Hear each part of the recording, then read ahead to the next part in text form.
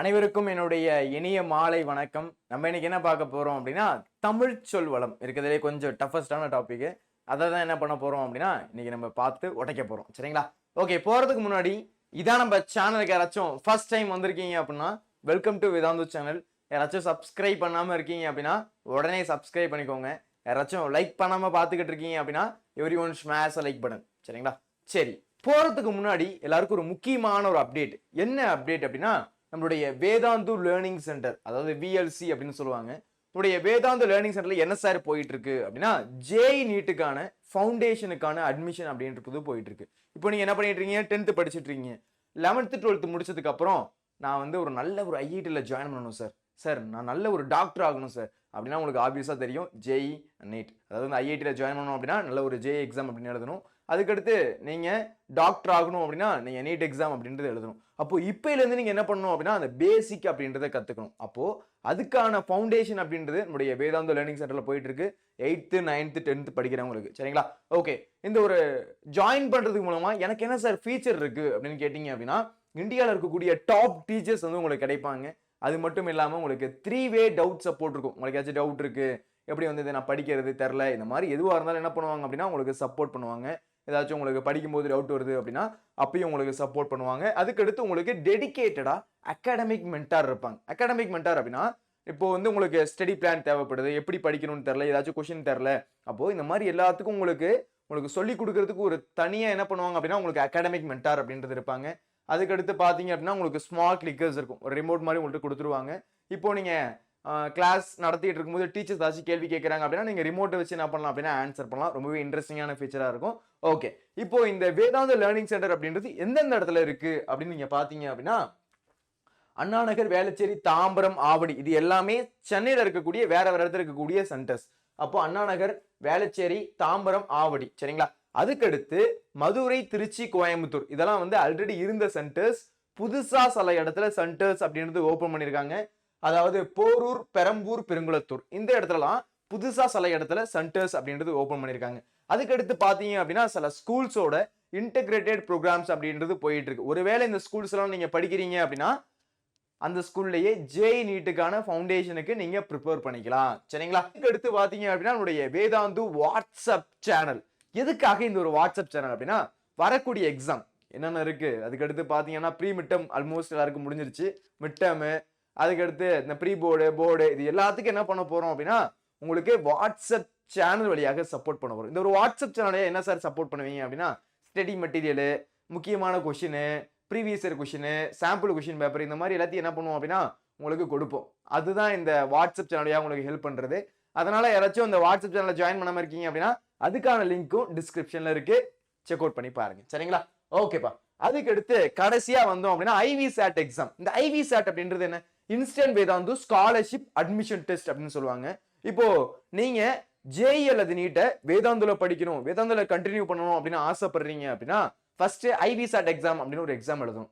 அந்த ஒரு எக்ஸாம் எழுதுறது மூலமா நீங்க எவ்வளவு ஸ்கோர் எடுக்கிறீங்களோ அதை பொறுத்து உங்களுக்கு ஸ்காலர்ஷிப் வழங்கப்படும். நீங்க ஒருவேளை 90% மேல மார்க் எடுக்கிறீங்க அப்படின்னா உங்களுக்கு அப் டு 90% வரையும் உங்களுக்கு ஸ்காலர்ஷிப் கிடைக்கிறதுக்கான வாய்ப்பு இருக்கு.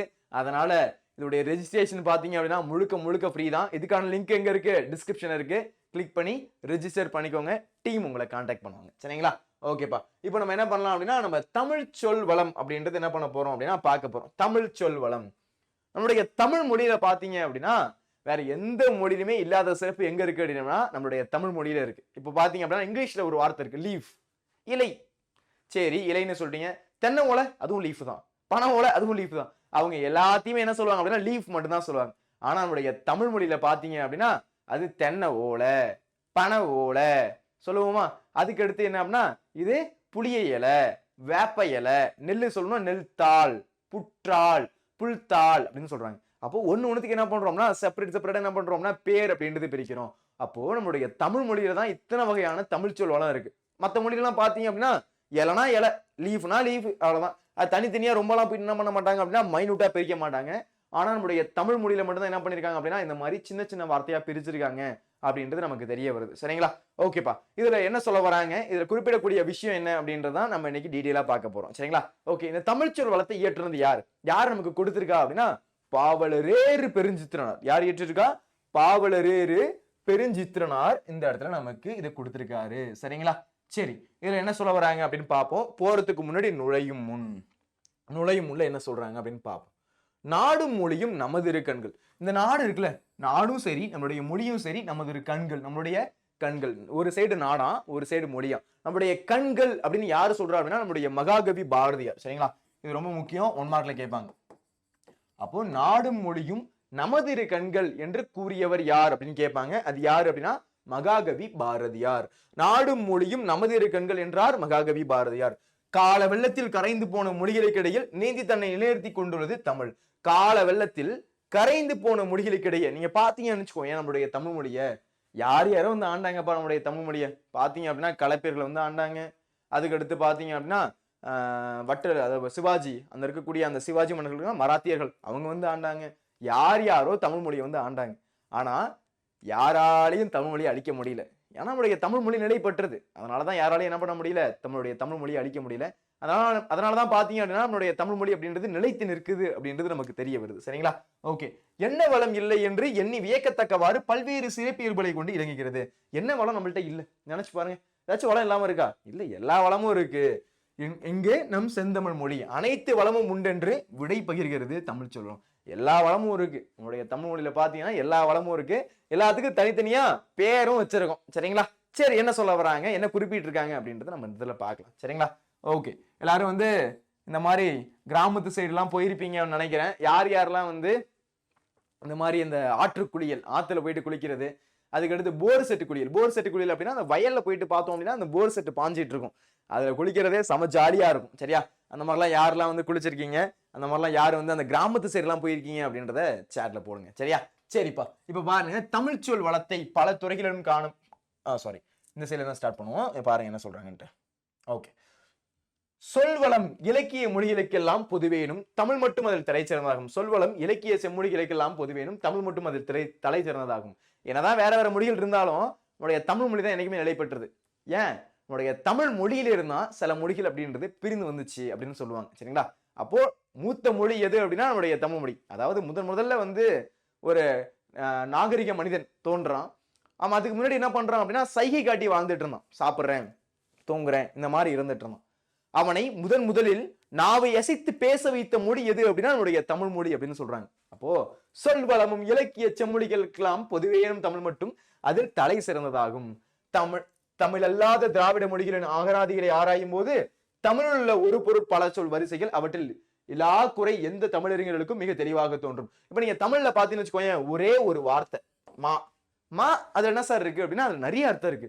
பெரிய, அழகு, விலங்கு, திருமால், வயல், வண்டு, இந்த மாதிரி சொல்லிக்கிட்டே போலாம். அந்த ஒரு மா அப்படின்னு சொல்லக்கூடிய ஒரு வார்த்தையில, மாமரம், அப்போ மா அப்படின்னு சொல்லக்கூடிய ஒரு வார்த்தையில நிறைய அர்த்தம் இருக்கக்கூடிய வார்த்தைகள் அப்படின்றது இருக்கு அப்படின்னு சொல்றாங்க. அதுக்கு அடுத்து தமிழில் மட்டும் பயன்படுத்தப்பட்டு தமிழுக்கே சிறப்பாக உரியவனாக கருதப்படும் சொற்கள் மட்டுமின்றி தெலுங்கு, கன்னடம் முதலிய பிற திராவிட மொழிகளுக்குரியவாக கருதப்படும் சொற்களும் தமிழில் உள்ள. அப்ப அதுல இருக்கக்கூடிய சொற்கள் எங்க இருக்கு? தமிழ் மொழியில இருக்கு. அப்போ என்ன சொல்லுவாங்க? தமிழ் மொழியில தான் சில வார்த்தைகள் பிரிந்து போனுச்சு. அப்போ தமிழ் மொழி தான் சில வார்த்தை என்ன பண்ணுச்சு, பிரிந்து போனுச்சு வேற மொழிகளுக்கு அப்படின்னு சொல்லுவாங்க. சரிங்களா? ஓகே. அதுக்கு அடுத்து அன்று கால்டுவெல் தான் சொல்றாரு. அதாவது திராவிட மொழிகளின் ஒப்பியல் இலக்கணம் அப்படின்னு சொன்னது யாரு அப்படின்னா அது கால்டுவெல். திராவிட மொழிகளின் ஒப்பியல் இலக்கணம் அப்படின்னு சொன்னது யாரு? அது கால்டுவெல். சரிங்களா? ஓகே. நம்ம கிட்டத்தட்ட வந்து ஒரு ஃபர்ஸ்ட் பேஜ்ல பாத்துருக்கோம். என்ன உங்களுக்கு முக்கியமானதுன்னு பாருங்க. நாடு மொழியின் நமது இருக்கண்கள் அப்படின்னு சொன்னது யாரு அப்படின்னு கேட்பாங்க. அது மகாகவி பாரதியார். ஃபர்ஸ்ட் பாயிண்ட் இது தெரியணும். அதுக்கடுத்து பாத்தீங்கன்னா திராவிட மொழிகளின் ஒப்பியல் இலக்கணம் என்று சொன்னது யாரு அப்படின்னு கேட்பாங்க. அது யாரு அப்படின்னா கால்டுவெல். சரிங்களா? இந்த பாயிண்ட்ஸ் எல்லாம் உங்களுக்கு தெள்ள தெளிவா தெரியணும். சரிங்களா? ஓகே. தமிழ்ச்சொல் வளத்தை பல துறைகளிலும் காணலாமேனும் இங்கு பயிர் வகை சொற்கள் மட்டும் சிறப்பாக எடுத்துக்காட்ட பெறும். அதாவது பாத்தீங்க அப்படின்னா நம்மளுடைய சொன்னதுதான், இங்கிலீஷ்ல வந்து லீஃப் தான். நம்மளுடைய தமிழ் மொழியில என்ன பண்ணுவாங்க, தனித்தனியா பிரிப்பாங்க. சரிங்களா? சரி, அதுல என்னென்ன தனித்தனியா பிரிக்கிறாங்கன்னு பாப்போமா? ஃபர்ஸ்ட் அடிவகை. ஃபர்ஸ்ட் நம்ம பார்க்க போறது அடிவகை. அடிவகை பாப்போமா? அடிவகை பாருங்க, ஒரு தாவரத்தின் அடிப்பகுதியை குறிப்பதற்கான சொற்கள். ஒரு தாவரம் இருக்கு, அந்த தாவரத்துல அடிப்பகுதியை குறிக்கக்கூடிய சில சொற்கள் அப்படின்றது இருக்கு. பாருங்க, நெல்லு, கேழ்வரகு முதலியவற்றின் அடிய தாள் அப்படின்னு சொல்றாங்க. நெல் தாள். அதுக்கு அடுத்து கேழ்வரகு தாள். அப்போ நெல்ல இருக்கக்கூடிய அடிப்பகுதி, ஒரு நெல் செடி இருக்கு அப்படின்னா அதோடைய அடிப்பகுதி என்ன சொல்றாங்க? நெல் தாள். அதுக்கு அடுத்து கேழ்வரகு. அந்த கேழ்வரகு நம்ம கேள்விப்பட்டிருக்கோம். நிறைய பேர் என்ன பண்ணிருப்போம் அப்படின்னா அந்த கேழ்வரகு கூழ்லாம் குடிச்சிருப்போம். நிறைய பேர் தெரியல அப்படின்னா தெரிஞ்சுக்கோங்க. கேழ்வரகுல இருக்கக்கூடிய அடிப்பகுதி என்ன சொல்றாங்க அப்படின்னா அது தாள் அப்படின்னு சொல்றாங்க. அதுக்கடுத்து இது நம்ம நார்மலா யூஸ் பண்ணக்கூடியது கீரைத்தண்டு, வாழைத்தண்டு. நம்ம வீட்டுல சொல்லுவோம் கீரைத்தண்டு போய் வாங்கிட்டு வாங்க அப்படின்னு சொல்லுவாங்கல்ல. கீரைத்தண்டு வந்து இன்னைக்கு நம்ம வந்து சமையல் செஞ்சிருக்கோம், வாழைத்தண்டை வச்சு நம்ம சூப் செய்ய போறோம். இதெல்லாம் நம்ம அன்றாட வாழ்க்கையில யூஸ் பண்ணக்கூடிய வார்த்தைகள் சில இருக்கு. சில வார்த்தைகள் நம்ம கொஞ்சம் தெரியாத மாதிரி இருக்கலாம். ஆனா அதை புதுசா என்ன பண்ணிக்கணும் அப்படின்னா இந்த ஒரு லெசனை நம்ம படிச்சுக்கணும். சரிங்களா? ஓகே, அப்ப பாத்தீங்க அப்படின்னா நெல் தாள், கேழ்வரகு தாள், அதுக்கடுத்து கீரைத்தண்டு, வாழைத்தண்டு, அதுக்கடுத்து கோல், நெட்டி கோல், மிளகாய் செடி கோல். நெட்டி அப்படின்றது என்ன அப்படின்னா நீங்க அந்த யாரெல்லாம் தொட்டாச்சிருங்க அந்த ஒரு செடி பாத்துருக்கீங்க, அந்த தொட்டாச்சிருங்க செடி பாத்தீங்க அப்படின்னா உங்களுக்கு தெரியும் அது எப்படி இருக்கும் அப்படின்னா போயிட்டு தொட்டோம் அப்படின்னா சுருக்கிக்கும். அந்த மாதிரி இருக்கக்கூடியது என்ன சொல்லுவாங்க அப்படின்னா அத நெட்டி அப்படின்னு சொல்லுவாங்க. அப்போ நெட்டி கோல் அல்லது மிளகாய் செடி கோல் அப்படின்னு சொல்லுவாங்க. அதோடைய அடிப்பகுதி. சரியா? அது என்ன சொல்றாங்க? நெட்டி, நெட்டி, நெட்டி கோல், மிளகாய் செடி கோல் அப்படின்னு சொல்லுவாங்க. அதுக்கடுத்து தூரு, குத்துச்செடி தூரு, புதர் தூரு, குத்துச்செடி தூரு, புதர் தூரு அப்படின்னு சொல்லுவாங்க. சரிங்களா? ஓகே, இப்ப நம்ம என்ன பார்த்திருக்கோம் அப்படின்னா அடிவகை அப்படின்றது பார்த்திருக்கோம். என்ன பார்த்திருக்கோம்? அடிவகை அப்படின்றது பார்த்திருக்கோம். நல்லா பாத்தீங்க அப்படின்னா உங்களுக்கு தெரியும். தாள், நெல் தாள், கேழ்வரகு தாள், நெல் தாள், கேழ்வரகு தாள், தண்டு, கீரைத்தண்டு, வாழைத்தண்டு, கோல், நெட்டிக்கோல், மிளகாய் கோல், மிளகாய் செடி கோல். கோல் அப்படின்னா அடிப்பகுதின்னு அர்த்தம். சரிங்களா? ஓகே, அதுக்கடுத்து குத்துச்செடி தூரு, புதர் தூரு அப்படின்னு சொல்லுவாங்க. சரிங்களா? ஓகே, 1 2 3 4 பார்த்திருக்கோம். இது கண்டிப்பா உங்களுக்கு தெரியணும். இதுல இருந்து கண்டிப்பா கேள்விகள் அப்படின்றது என்ன பண்றாங்க அப்படின்னா 1 மார்க்ல கேக்குறாங்க. அப்படி கேட்கும் போது நமக்கு எழுத தெரியணும். சரிங்களா? ஓகே, இது எல்லாருக்கும் புரிஞ்சிருக்கும்னு நினைக்கிறேன். சரிங்களா? சரிப்பா, அப்ப என்னென்ன பார்த்திருக்கோம்? நெல் தாள், கேழ்வரகு தாள், கீரைத்தண்டு, வாழைத்தண்டு, இது நமக்கு நல்லா தெரிஞ்சது. நெட்டிக்கோல், மிளகாய் செடி கோல், இது நமக்கு கொஞ்சம் வித்தியாசமா இருக்கு. குத்துச்செடி தூரு, புதர் தூரு. சரிங்களா? ஓகே, இதுதான் என்ன அப்படின்னா அடிவகை அப்படின்னு சொல்றாங்க. நம்ம இப்ப என்ன பார்த்திருக்கோம் அப்படின்னா அடிவகை அப்படின்றது பார்த்திருக்கோம். சரிங்களா? ஓகேப்பா, இப்ப பேலன்ஸ் இருக்கக்கூடிய அடிவகை பார்க்கலாமா? தட்டு அல்லது தட்டை, கம்பந்தட்டை, சோளத்தட்டை. யாரெல்லாம் கேள்விப்பட்டிருக்கீங்க கம்பந்தட்டை? அந்த வயல் சைடு எல்லாம் இருந்திருக்கீங்க அப்படின்னா அவங்களே சொல்லுவாங்க கம்பந்தட்டை போட்டிருக்கோம். நான் போட்டிருக்கோம் கம்பந்தட்டை போட்டிருக்கோம், சோளத்தட்டை போட்டிருக்கோம். அந்த வார்த்தைகள் யூஸ் பண்ணும்போது பாத்தீங்க அப்படின்னா கிராமத்துல உள்ளவங்க எக்ஸாக்டா அந்த வார்த்தையெல்லாம் யூஸ் பண்ணுவாங்க. ஒருவேளை நீங்க கிராமத்துல இல்லை அப்படின்னா கொஞ்சம் இந்த புதுசா இருக்க மாதிரி இருக்கும் இந்த வார்த்தைகள். கிராமத்துல யாரெல்லாம் இருந்திருக்கீங்களோ கிராமத்து பசங்களுக்கு நல்லாவே தெரியும். ஏன்னா அந்த வார்த்தை அப்படின்றத அப்படியே யூஸ் பண்ணுவாங்க. சோளத்தட்டை, கம்பந்தட்டை, அப்ப அதெல்லாம் சொல்லுவாங்க கம்பு தட்டை, கம்பு தட்டு அப்படின்னு சில இடத்துல யூஸ் பண்ணுவாங்க. ஆனா கம்பத்தட்டை, தட்டை அப்படின்றது நிறைய இடத்துல யூஸ் பண்றாங்க. கம்பத்தட்டை, சோளத்தட்டை அப்படின்றது. கருமின் அடியை கழிக்கணும். இப்போ நீங்க வீட்டெல்லாம் பாத்துக்கலாம். அப்பா என்ன சொல்லுவாங்க அப்படின்னா பொங்கல் டைம்ல கரும்பு களியை போய் வாங்கிட்டு வரணும். என்ன சொல்லுவாங்க? கரும்பு களியை வாங்கிட்டு வரணும் அப்படின்னு சொல்லுவாங்க. அப்போ களி அப்படின்றது என்ன சொல்றாங்க? கரும்பை வந்து களி அப்படின்னு சொல்றாங்க. அதுவே களை அப்படின்னா மூங்கில், மூங்கில களை, மூங்கில் களை எடுத்துருவாங்க. மூங்கில களை அப்படின்னு சொல்றாங்க. ரெண்டு அர்த்தத்தை நீங்க புரிஞ்சுக்கணும்.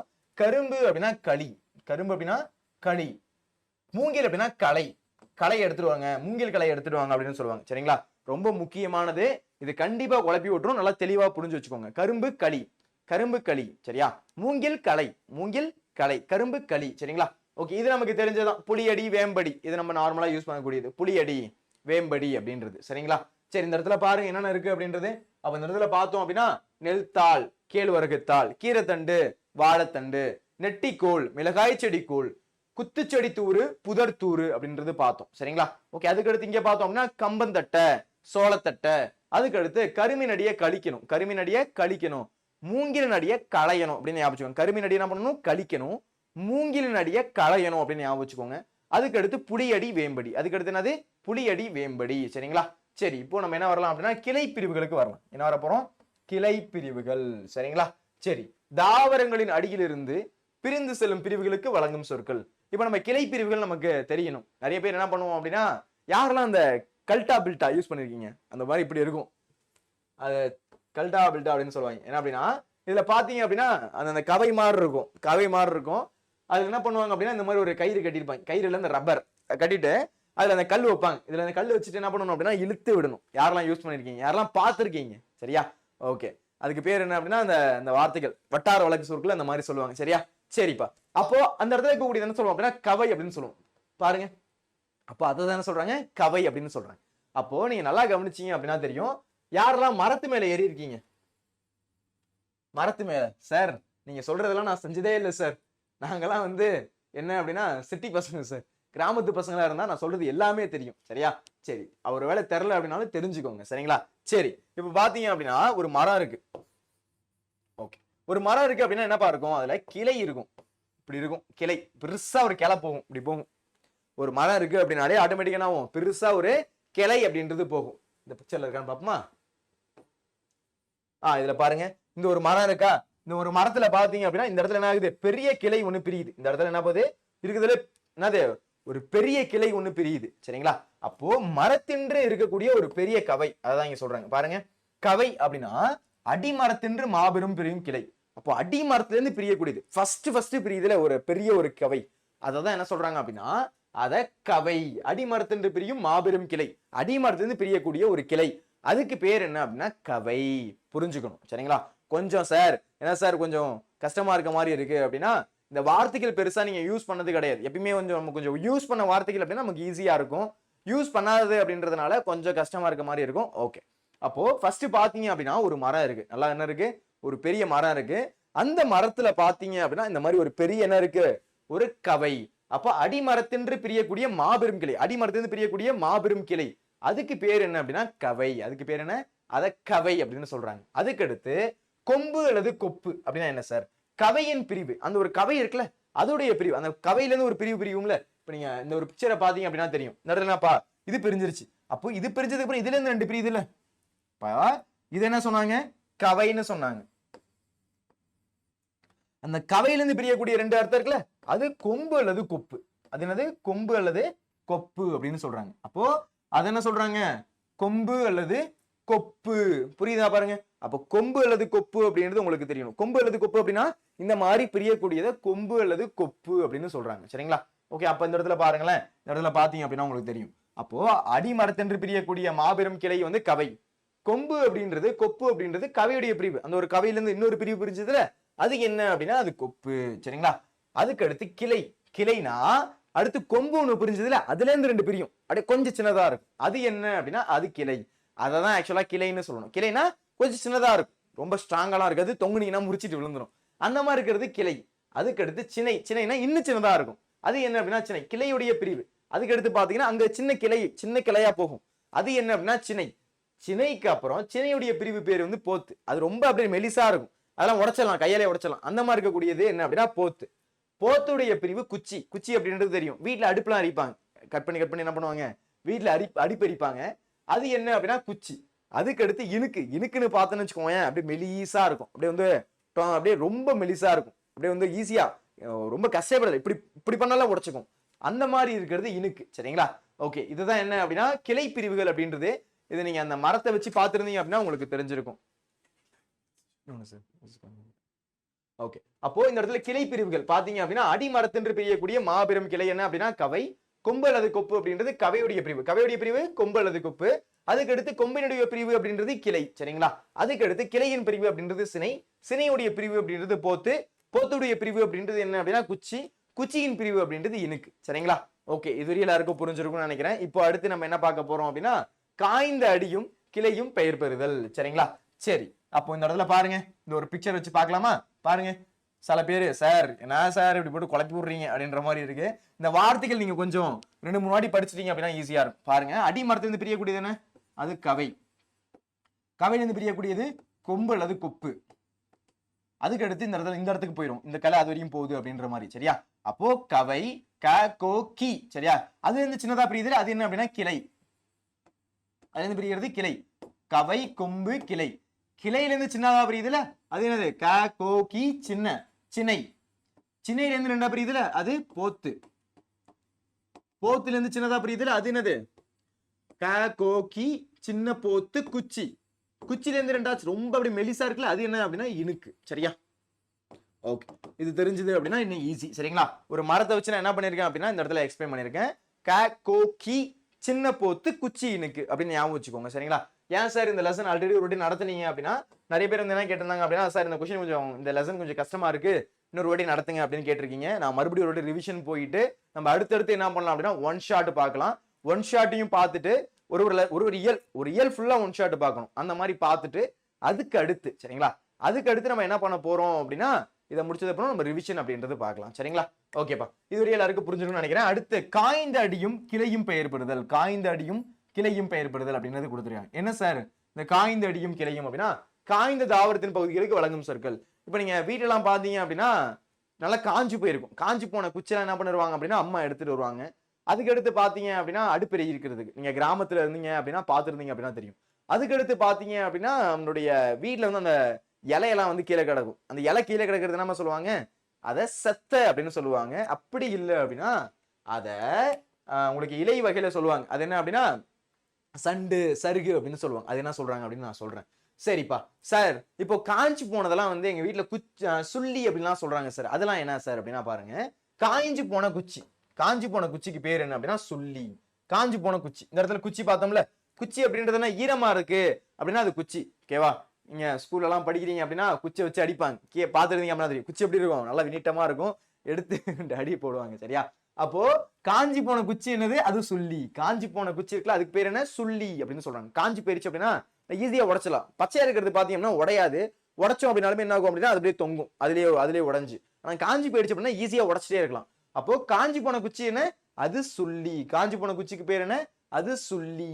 அதுக்கு அடுத்து விறகு. காஞ்சி போன சிறுகிளை, அதுக்கு பேர் என்ன அப்படின்னா விறகு. அம்மா சொல்லுவாங்களே விறகு போய் எடுத்துட்டு வா. விறகு அப்படின்னா கொஞ்சம் பெருசா இருக்கும். காஞ்சி போன சிறுகிளை சின்ன ஒரு கிளையா இருக்கும். அப்போ காஞ்சி போன சிறுகிளைக்கு பேர் என்ன, அது விறகு. அதுக்கு அடுத்து காய்ந்த களி, காஞ்சி போன களி, அது என்ன அப்படின்னா வெங்கடி. காஞ்சி போன களிக்கு பேர் என்ன, அது வெங்கடி. அதுக்கு அடுத்து காய்ந்த கொம்பும் கவையும் அடியும், அது என்ன அப்படின்னா கட்டை. கட்டை அப்படின்னு பாத்தீங்கன்னு வச்சுக்கோங்க, காஞ்சி போன கொம்பு எப்படிப்பா இருக்கும், கொஞ்சம் பெருசாவே இருக்கும். அப்ப காஞ்சி போன கொம்பும் கவையும் அடியும் அப்படின்றது என்ன அப்படின்னா கட்டை. சரிங்களா? ஓகே, இந்த மூணு பாருங்க. காய்ந்த அடியும் கிளையும் பெயர் பெறுதல், தாய்ந்த தாவரத்தின் பகுதிகளுக்கு வழங்கும் சொற்கள். காஞ்ச குச்சிக்கு பேர் என்ன, சுள்ளி. காஞ்சி போன குச்சிக்கு பேர் என்ன, சுள்ளி. அதுக்கு அடுத்து காய்ந்த சிறுகிளைக்கு பேர் என்ன, விறகு. காய்ந்த சிறுகிளைக்கு பேர் என்ன, விறகு.